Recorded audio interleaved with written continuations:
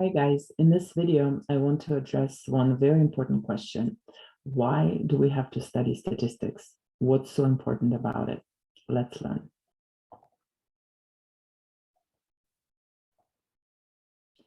So the truth is that everywhere we turn, we are bombarded with information.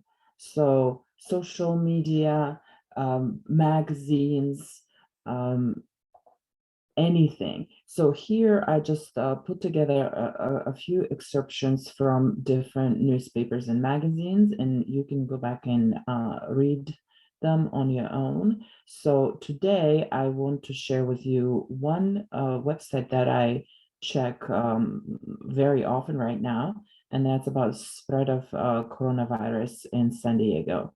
So let's take a look.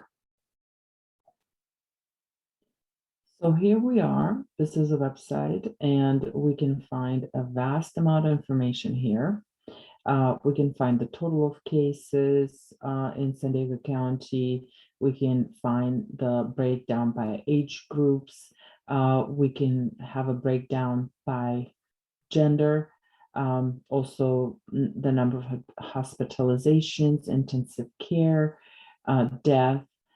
All of this is a very useful information for us nowadays. One that I check very often is confirmed cases by date of illness onset.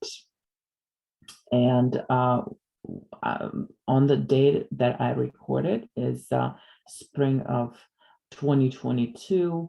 Here's the history of the coronavirus cases from where it started in 2019. And what we have here, we see a pattern, right? We have, well, first, this is the beginning, and then we had a little wave of coronavirus cases in June and July when there was all the panic, and then it went down. But look, then in winter, November, December, January, February, we had a much bigger wave. And then it went down again. So then we have a little splash again in June, July, August, the end of summer. And the cases went down again. And look at January. Well, I think so. The highest number of cases was a little above 16,000 a day, guys. We're talking about a day. And it looks like the number of cases are dropping really fast. However, this gray area is where the new cases still might come in. So we don't have the whole data yet for this area, but it looks like it's gonna taper off pretty soon. And so when we look at this graph, we realized that, well, it seems like maybe coronavirus is going to be a seasonal thing. So we see a bigger splash, a bigger wave in winter months. This is the second year now. Is it going to be a pattern?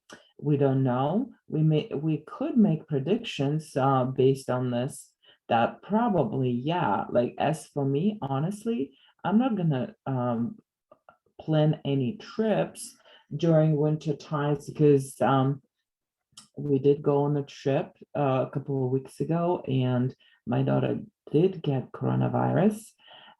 Fortunately, she didn't have a bad case of coronavirus, but still. And if I decide to travel, I'll probably will do that at the beginning of the end of spring and beginning of summer.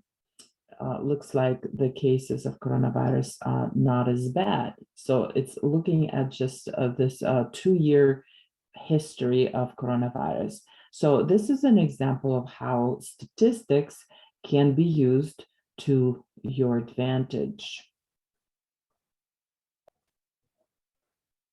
However, statistics also could be used to mislead people. Um, Here's some quotes that I picked out for you to look at. It's there are two kinds of statistics: the kinds that you look up and the kinds that you make up, by Rex Stout. So this speaks to the fact that some statistic is good, some is not as good.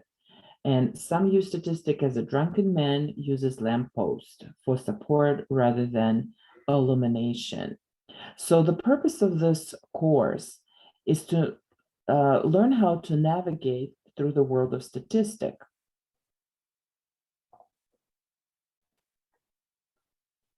Also, people will use statistic to persuade you one way or another to make you believe something.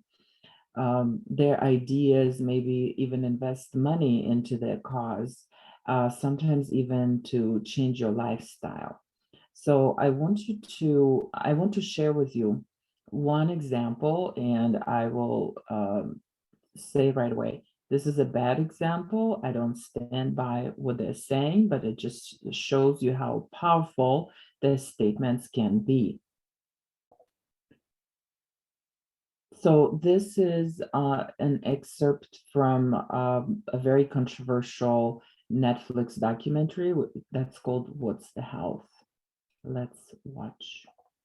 People need to understand, if their child gets diabetes, you've just taken 19 years off their lifespan. We're talking life and death. I realized there was so much more about diet and disease that I hadn't ever learned. It felt as if this information had been practically withheld. Processed meat causes cancer. Sugar doesn't cause diabetes. I had doubt about the claims these doctors were making, so I did some searching on my own. Harvard researchers looked at 9 prospective studies finding that just one serving of processed meat per day increased risk of developing diabetes by 51%. The link between eating meat and developing diabetes became undeniable.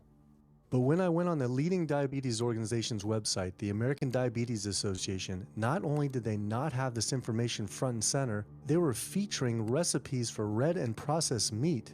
And on their recipes for healthy living, they had bacon-wrapped shrimp? What the hell? All right, send an email to American Diabetes Association, see if they'll get back to us. As destructive as diabetes is, it pales in comparison to heart disease. Over 17 million people die every year from cardiovascular disease. It is the leading cause of death around the world. Nearly 1 out of every 3 people will die from this disease.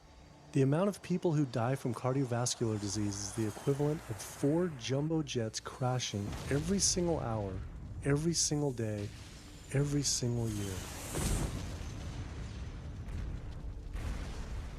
My name's Amy.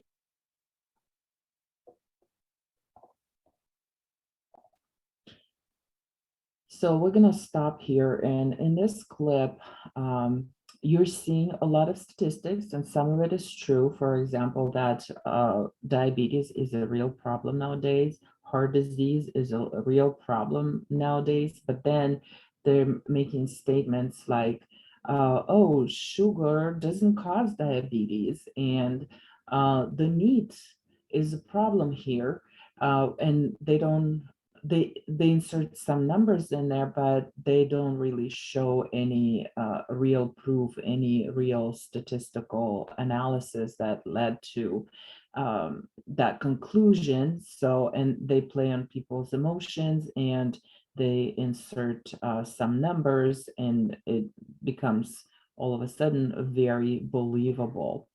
I want to share another clip with you where a math teacher shares a very interesting information about importance of mathematics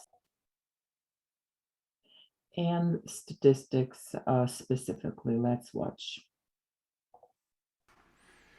Without mathematical literacy, their career opportunities shrink, and they become easy prey for credit card companies, payday lenders, the lottery, and anyone really who wants to dazzle them with a statistic.